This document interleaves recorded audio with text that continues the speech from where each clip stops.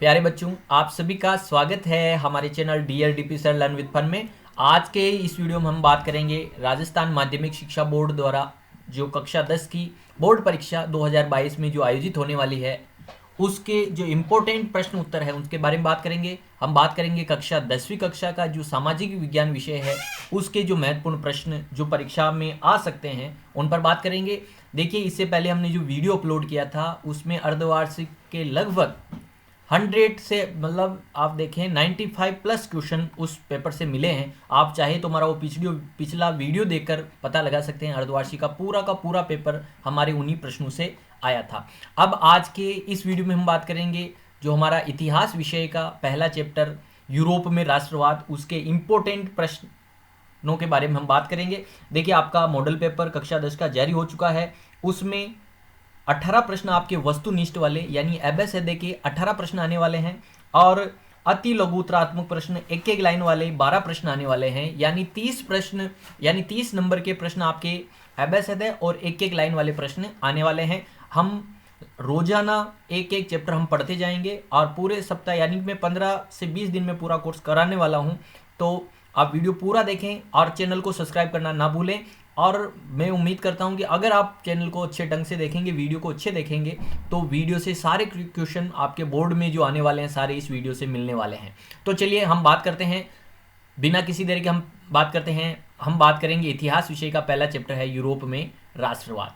देखिए, पहला प्रश्न है जालवेरिन कैसी संस्था थी, यानी एक जालवेराइन जो संस्था स्थापित की गई थी वो कैसी थी। तो इसका सही उत्तर ऑप्शन बी, व्यापारियों की, यानी ये शुल्क संघ था जिसकी स्थापना 1834 में की गई थी। तो ये इंपॉर्टेंट प्रश्न है। जालवेराइन से रिलेटेड बड़ा क्वेश्चन भी आ सकता है, यानी एक लाइन वाला भी आ सकता है और इस प्रकार MCQ के क्वेश्चन भी आ सकते हैं। और एक चीज़ आपको ध्यान रखनी है, आपके इतिहास में जो पहला और दूसरा चैप्टर है उससे 7-7 नंबर के प्रश्न आने वाले हैं। यानी 14 जो नंबर है पहला इतिहास का ये यूरोप में राष्ट्रवाद, और भारत में जो राष्ट्रवाद वाला जो दूसरा भारतीय स्वतंत्रता आंदोलन वाला जो दूसरा पार्ट है, दोनों से मिलाकर 14 नंबर के प्रश्न आने वाले हैं।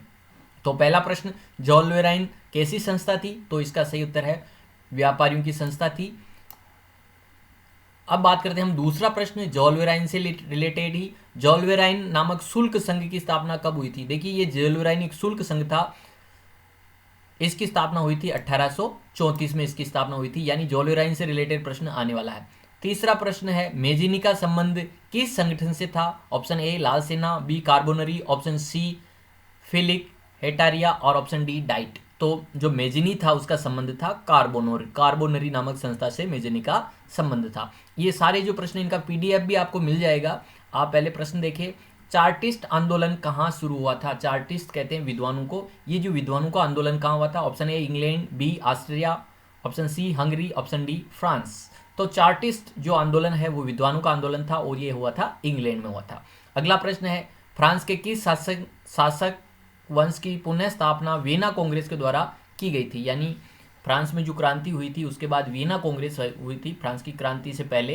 तो वियना कांग्रेस के तहत किस वंश का वहां पर पुनः शासन की स्थापना की गई थी। Option A Bourbon, option B जारशाही, option C Habsburg, option D आर्लिया वंश। देखिए, जार, ये एक ध्यान रखना है, रूस में जो शासक होता है उसको जार कहते हैं। फ्रांस में किसका शासन था, बुर्बो वंश का शासन था। ऑप्शन ए इसका राइट है, वो बुर्बो वंश। लुई 16वां, लुई 14वां, वो जो सारे हमने पढ़े हैं, वो लुई जो 9th क्लास में पढ़े थे, तो लुई जो संबंधित है वो बुर्बो वंश से संबंधित था। अब बात करते हैं हम क्वेश्चन नंबर 6 है हमारा, इटली एवं जर्मनी के एकीकरण के विरुद्ध निम्न में से कौन था। यानी इटली और जर्मनी के एकीकरण के खिलाफ कौन था, कौन जर्मनी और इटली का एकीकरण नहीं होने देना चाहता था। तो इसका सही उत्तर है option A Austria. Austria Germany और इटली के एकीकरण में बाधक था। अगला प्रश्न है, काबूल को विक्टर एमेनुअल ने किस पद पर नियुक्त किया था। जो काउंट द काबूल था उसको विक्टर एमेनुअल ने प्रधानमंत्री पद पर नियुक्त किया था। अगला प्रश्न है, रक्त और लोहे की नीति का अवलंबन किसने किया था। यानी रक्त और लोहे की नीति का मतलब होता है हथियारों से लड़ाई झगड़ा करके क्रांति के द्वारा विद्रोहियों को आतंक के द्वारा दमन करना। ये इस प्रकार की जो नीति थी किसने अपनाई थी। इसका सही उत्तर है देखिए option A Mazzini, option B Bismarck, option C William first, option D Hitler. तो इसका जो सही उत्तर है वो है ऑप्शन बी बिस्मार्क। लौह और रक्त की नीति किसने अपनाई थी? बिस्मार्क ने अपनाई थी। अगला प्रश्न है गेरिबाल्डी। गेरिबाल्डी पेशे से क्या था? गेरिबाल्डी कौन था? सिपाही था, किसान था, जमींदार था या नाविक था? तो इसका सही उत्तर ऑप्शन डी गेरिबाल्डी नाविक था। अब बात करते हैं, अगला हमारा क्वेश्चन है 10वां प्रश्न, सेडोन का युद्ध किन के बीच में हुआ था? देखिए सेडोन का युद्ध, ऑप्शन ए जो है इसका जो राइट आंसर है ऑप्शन डी फ्रांस और पर्सा के बीच में ये सेडोन का युद्ध हुआ था। 10वीं का सही उत्तर हो गया option D 10। Option question number 11वां है, यूनान को एक स्वतंत्र राष्ट्र कब घोषित किया गया था? तो यूनान को स्वतंत्र राष्ट्र घोषित किया गया था 1832 में। अगला प्रश्न है कार्बोनरी। कार्बोनरी जो कि एक गुप्त सैनिक संगठन था, इसकी स्थापना किस वर्ष हुई थी? तो इसका सही उत्तर है ऑप्शन सी 1810 में कार्बोनरी जो संगठन था उसकी स्थापना हुई थी, 1810 में हुई थी।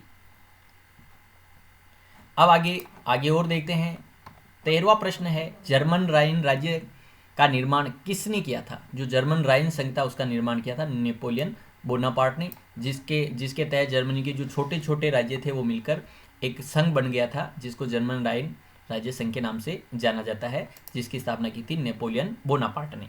अगला प्रश्न है, नेपल्स की क्रांति किस वर्ष हुई थी? तो नेपल्स में जो क्रांति हुई थी 1821 में हुई थी। ये जो मैं प्रश्न बता रहा हूँ बहुत इंपॉर्टेंट है, यही प्रश्न आने वाले हैं, इनको आप अच्छी तरीके से याद करें। और इसके अलावा मैं इनका PDF नीचे डिस्क्रिप्शन में दे दूंगा, वहाँ से आप डाउनलोड करके इनको अच्छी तरीके से याद कर सकते हैं। आगे हम देखते हैं।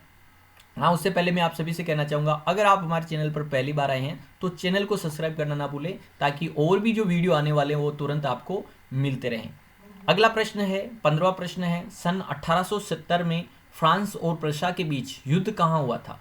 फ्रांस और पर्सा के बीच जो युद्ध हुआ था सेडान का युद्ध हुआ था, हमने ये पहले भी देखा था। ये युद्ध 1870 में हुआ था और 1870 में हुआ था और फ्रांस और पर्सा के बीच में हुआ था। इसको सेडोन के युद्ध के नाम से भी जानते हैं।